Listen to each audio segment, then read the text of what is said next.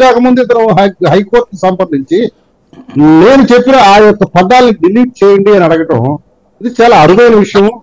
దీని మీద నిజంగా తీర్పు కూడా రావాల్సిన అవసరం ఉంది. ఎటువంటి తీర్పు వస్తే కూడా మేము న్యాయవాద వర్గాలు కూడా మాకు చాలా ఆసక్తిగానే ఉన్నది. ఇది ఒక ప్రశ్న అయితే ఆ ప్రశ్న ఆధారంగా అంటే అతను ఇచ్చిన వాంగ్మూలం ఆధారంగా ఇప్పుడు భారతీ రెడ్డి జగన్మోహన్ రెడ్డి సాక్షులుగా మారారు.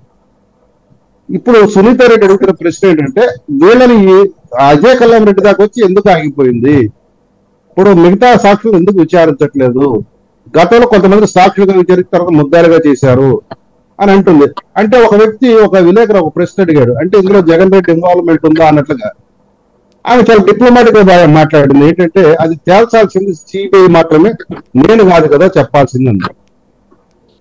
చాలా డిప్లొమాటిక్ గానే మాట్లాడింది ఆమె. అంటే బహుశా ఏంటంటే ఈనాడు కోర్టుకు హాజరవటం వల్ల ఆమె కూడా కోర్టు పరిభాష, కోర్టుకు సంబంధించిన విషయాల్లో ఎట్లా ఉండాలి, ఎట్లా మాట్లాడాలి కూడా సంపూర్ణంగా అవగాహన వచ్చినట్లుంది. చాలా చక్కగానే డిప్లొమాటిక్ గా సమాధానం ఇచ్చింది. ఇప్పుడు ఆమె ఇంకొక పిలుపు కూడా ఇచ్చింది. ఆమె యొక్క పాఠం మొత్తం అయిపోయిన తర్వాత ఒక విలేకరు మొట్టమొదటి ప్రశ్నకి మీరు జగన్ రెడ్డికి వ్యతిరేకంగా మీరు మాట్లాడుతున్నారా, అతనికి ఓటు వేద్దారంటే నేను అదే చెప్తున్నానని చెప్పింది. దాన్ని ఎలాబరేట్ కూడా చేసింది. ఒక హత్యలు చేసే వ్యక్తులకు సంబంధించిన ప్రభుత్వం కంటిన్యూ అవుతే అనే దానికి ఆమె ఎక్స్ప్లెయిన్ చేసుకుంటూ ఇప్పుడు దాన్ని నేను చరిత్రను మళ్ళీ చెప్పక్కర్లేదు, అది ఆల్రెడీ మీ దగ్గర ఉన్నది.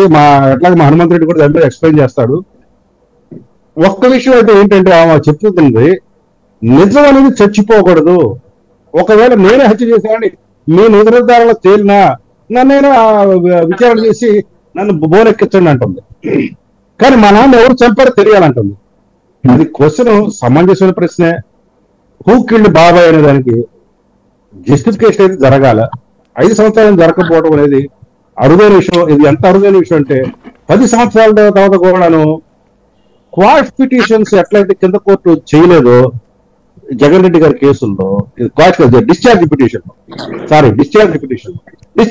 మహా అయితే 6 నెలల్లో డిశ్చార్జ్ అటో ఇటో తేల్చేయాలి.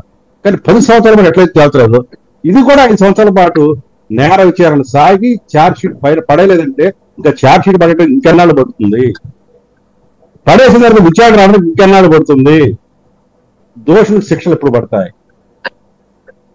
రైట్, ఇది మౌలిక ప్రశ్నలు. మంచి పాయింట్.